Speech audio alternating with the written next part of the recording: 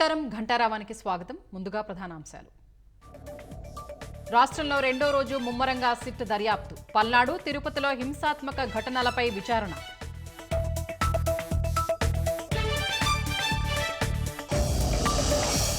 కర్నూలులో ముగ్గురు మహిళల అనుమానాస్పద మృతి. హత్య లేక ఆత్మహత్య అనే కోణంలో పోలీసుల దర్యాప్తు.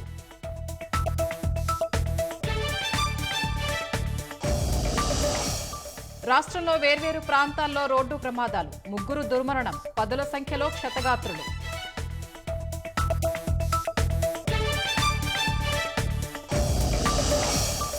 ఆప్ నేతల ఆందోళనతో అట్టుడికిన ఢిల్లీ. భాజపా కార్యాలయం ముట్టడికి యత్నం, పోలీసుల అడ్డగింత.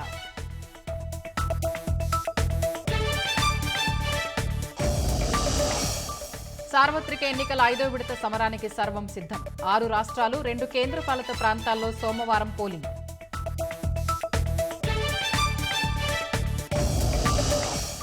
మే 31కి కేరళను తాకనున్న నైరుతి రుతుపవనాలు. ఇప్పటికే అనేక చోట్ల విస్తారంగా వర్షాలు.